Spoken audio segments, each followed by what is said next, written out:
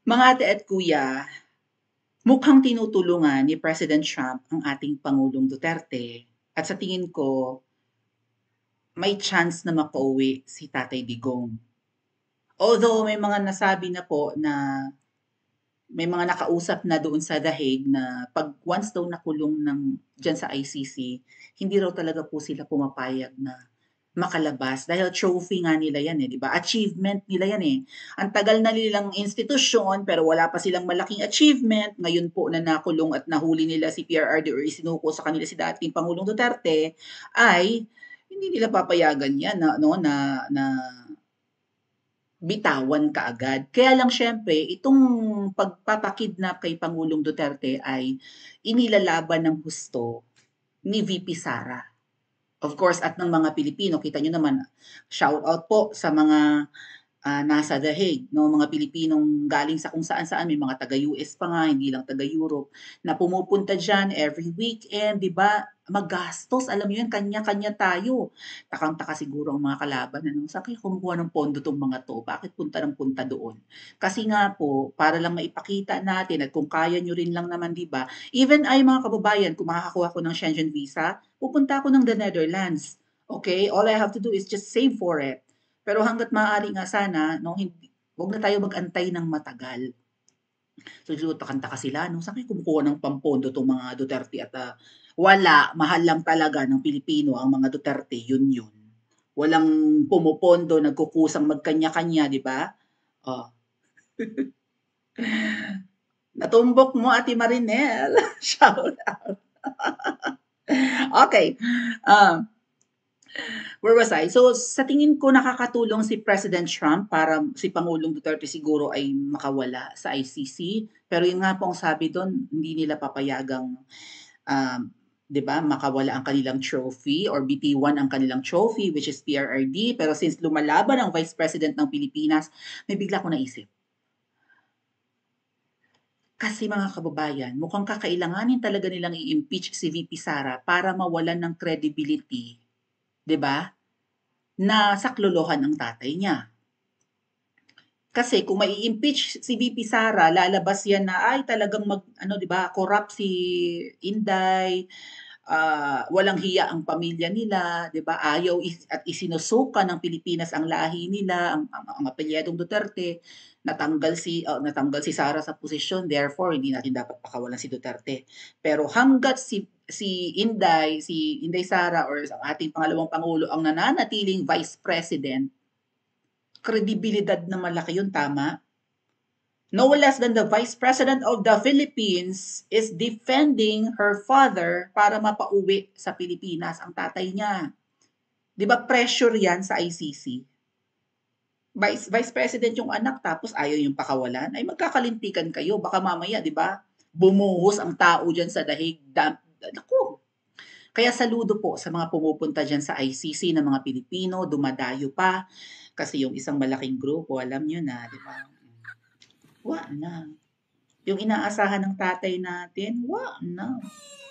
Pinamugaran nga po kasi ng ahas. Mga ahas. Okay, so ano ang ginagawa ni President Trump para kahit papano ay uh, indirectly makatulong or baka hindi man niya sinasadya pero in a way nakakatulong siya sa ating dating Pangulo para makalaya po sa pagkakakulong sa International Criminal Court. 5 days ago, may nakita akong post mga kababayan at ito nga po yung kahihiyan na inabot nung prosecutor ng ICC, hindi ba? Oh, ito yan.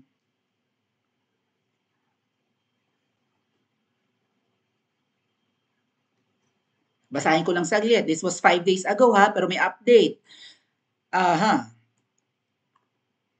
Ano ang sabi dito? Yung lalaking yan. Trump's sanctions on ICC's chief prosecutor have halted tribunal's work on antala yung kanilang trabaho, mga atet kuya. Yung nga lang, magkakadelay yata sa hearing. Officials and lawyers say, The Hague, the Netherlands, the International Criminal Court's chief prosecutor has lost access to his email. Ay, ganon. And his bank accounts have been frozen. Ay! Pinilayan ng chief prosecutor ng ICC. So, ang sabi daw po ay meron daw parang assistant prosecutor na magte-take over sa kaso sigurong hawak ng ICC. So, kung hindi man kasi parang nanggahasa raw. Or nang manyak daw itong lalaking kalbong ito. Right? May ganung kaso, ng molestya. So, ayan. Biro mo yun, yung email niya hindi na mabuksan, tapos yung bank accounts niya, ganun din, frozen. Sana yung mga nakaw na yaman ni Ngiwi Jr. ma-freeze din, Right? Mga ill-gotten wealth nila noon at ngayon, di ba? Baka mas malaki ang ill-gotten wealth ngayon. Grabe kagaganid ng mga to, no? May bisyo kasi, mahal yung kanilang bisyo, eh. And sa tingin ko mga kababayan niya, yung pagkamkam ng mga angkan ng mangga na yan at ng ngiwi na yan, at nung pinsan nilang Tamba, yung pagkamkam nila, parang ang gusto nilang mangyari ay umalis na lang sa Pilipinas at mamuhay ng marangya abroad. Worst case scenario na magalit ulit ang taong bayan sa kanila. Parang kakamkam sila ng malala, katulad ng binabanggit ko kanina na ang budget daw next year gagawing 9 trillion hanggang 11 trillion. Bakit? Wala nga kayo na-accomplish sa 6 trillion, dadagdagan nyo pa? Demonyo. So baka kakamkam ng malala and then 'di ba mamuhay na lang, 'di ba? Bumili na nga raw ng mga real estates yung mga politiko sa Pilipinas pati yata yung mga buhaya nagsipagpilihan ng mga real estates abroad. May mga properties na daw diyan sa Paris, right? Meron din sa Dubai. Demonyo. Oh. Yeah. The Hague-based court's American staffers have been told that if they travel to the US, they risk arrest. Ang mga taga-ICC, pag pumunta ng anemika, aresto ang aabutin. Ngayon may update dito mga kababayan. Ito.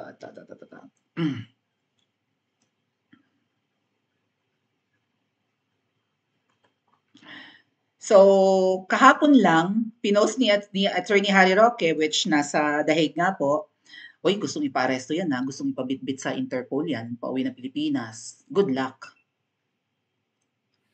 At huwag sana magtagumpay ang mga demonyo kasi grabe, no? Grabe yung Ngiwi administration, no? Lahat ng bumabatikos talagang gigipitin nila, no? Gusto nilang mabitbit from The Hague si Spokes Harry Roque pauwi ng Pilipinas. Gusto siguro nilang makulong at baka mamaya gurgurin niya sa kulungan or paaminin, di ba? Torturein, malay natin. Right? Kung ano man ang gusto nilang malaman, baka gusto nilang malaman kung sino yung inusap ni VP Sara na chuchugi sa 3. Di ba sabi ni VP Sara, pag ako'y namatay, may inutusan siya. Sabi niya, pag ako'y namatay, may inutusan akong tao napapatay sa 3. Kay Ngiwi, kay Butod, kay Tamba. Yung siguro gusto nilang malaman, para pag nalaman nila kung sino yung taong yung inusap ni VP Sara, gurgurin nila yon and then pwede na nilang gurgurin si VP Sara nang hindi nanganganib ang buhay niya. Grabe itong mga mukhang high na high, di ba? Paranoid, no? At demonyo lang sigurong talaga. ICC software now withdrawn as part of US sanctions. How will ICC proceed against FPRRD? Manual typewriters, bring him home, sabi ni Stokes. So yung mga software na ginagamit ng ICC, yung system na ginagamit nila sa kanilang opisina, ay binawi ng US bilang parusa, punishment sa kanila. So, paano nga sila magfa-function? Paano yung kanilang mga clerical jobs and whatnot, paperworks and whatnot? Anong gagamitin nga naman nila? Makinilya? Okay, you have the mainframe, you have the desktop computers and whatnot. No, may mga computer kayo ay binawi yung software nyo. Paano gagana yun? Diba? Walang silbi yun kung walang software, mga kababayan. Para yun na cellphone, may cellphone ka pero nung binuhay mo, hindi mo na ma-scroll, hindi ka na maka-open ng app.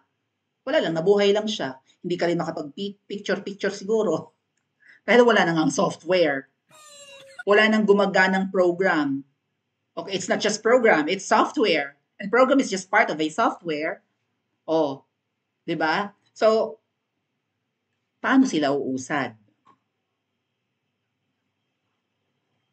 Pinilaya ni Trump ang ICC.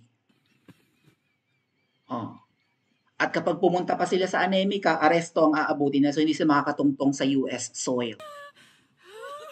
So ibig sabihin, hoy ICC, may ginagawa kayong kabulastugan na ultimo ang empire ng buong mundong ito na anemika ay hindi kayo pinapatawad or hindi kayo sinasanto. Okay? At yung ginawa nyo kay PRRD, nakalagay naman sa website nyo. Wala kayong request na ikulong na ihatid sa iyo si PRRD. Nag-request ang gobyerno ng yan. For sure, hawak ni VP Sara yung evidence. Available mga kababayan sa website ng ICC. Gobyerno ng Pilipinas ang nag-request sa ICC na bitbitin ng Interpol si PRRD papuntang Dahig. Hindi ang ICC sa Dahig ang nag-request na isurrender ng Pilipinas si PRRD.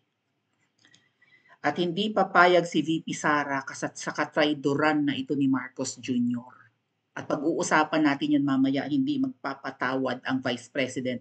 May sagot na siya sa sinabi ni Ngiwi na gusto niyang makipag-reconcile na hindi na niya kailangan ng kaaway, marami na siyang kaaway.